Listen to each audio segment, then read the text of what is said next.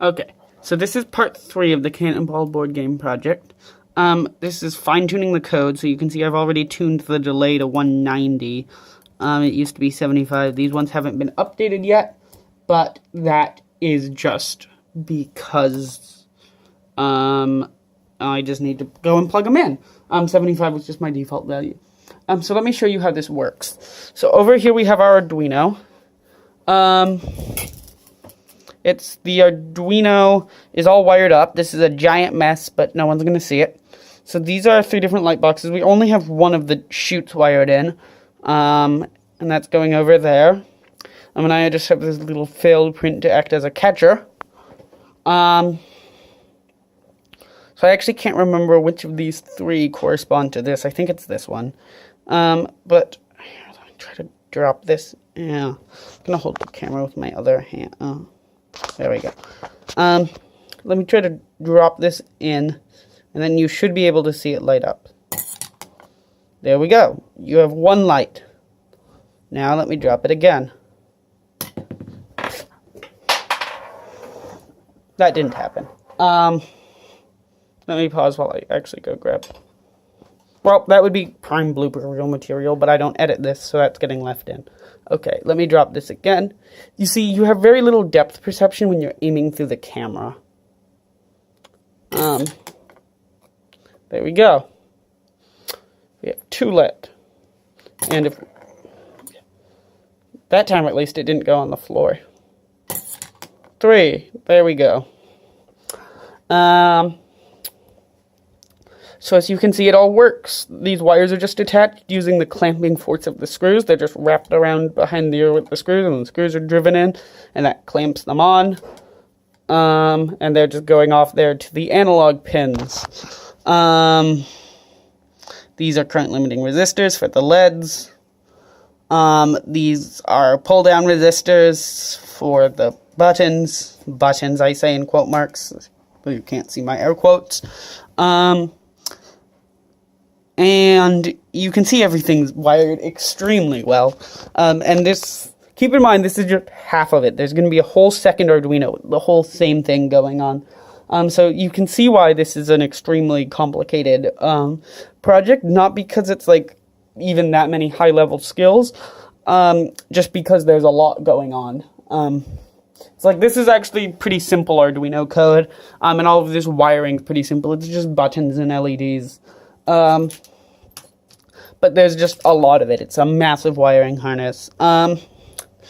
It's really is kind of like a pinball machine. If you see like the more complicated ones with the massive wiring harness, it's the same idea theoretically, I guess. And these are really like pinball machine-like balls.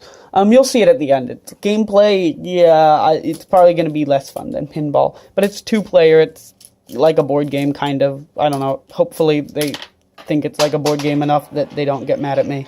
Because I was supposed to make a board game, but I wanted to incorporate electronics into it, so I'm making this. Yeah, this is actually a lot of fun now. It was very stressful at the start. Just because there's such a tight deadline. But everything's getting done.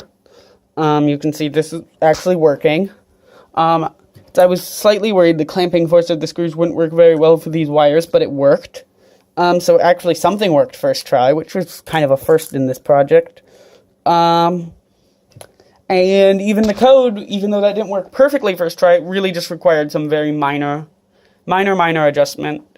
Actually, the other thing I should test with the code is if I pull a 4 high, that should turn off some of these lights. So let me pause and get like some jumper wire and do that. Okay, so I have the camera just resting on the table now, because I need both hands and actual vision to do this. Let's try.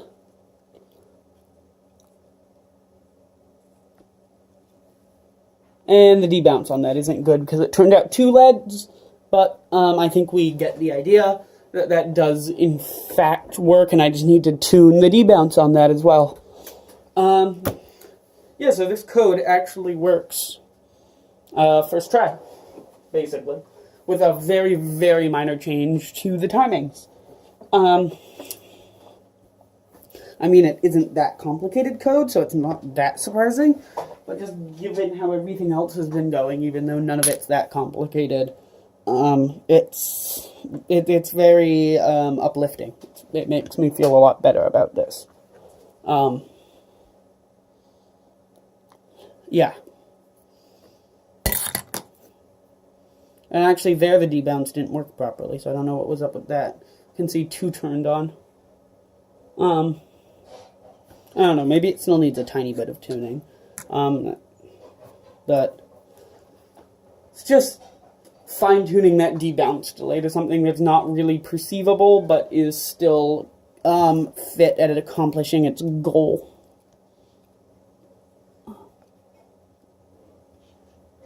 Oh, that time only 1 turned off, which is good. I think I was quicker that time.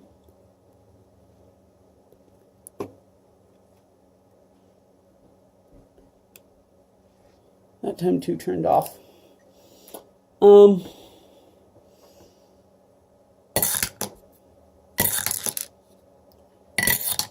of these times only 1 turned on. I don't know, if a second one turned on occasionally, I might just leave it, because it's so occasional that, hey, I could just, it's a feature, it's not a glitch.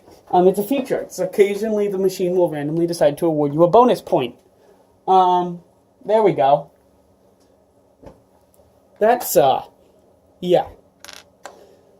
I have a friend whose brother's an electrical engineer, and he told me to, if you have a flaw like this that's not worth fixing, or that you notice so last minute you can't fix it, or in this case it's so minor I'm just not even going to bother to fix it, just always say it's a feature, not a glitch. So it has an AI feature, but, well, not really a full AI, but it has a random number generator, except really it's just a glitch, that will randomly award you 2 points instead of 1. That's what I call, not properly tuning your debounce. Yeah. Okay. Have I rambled on for long enough to make this a video? Yes, I have. Okay. Okay. So that's all. Bye. There'll be more parts because this clearly isn't done.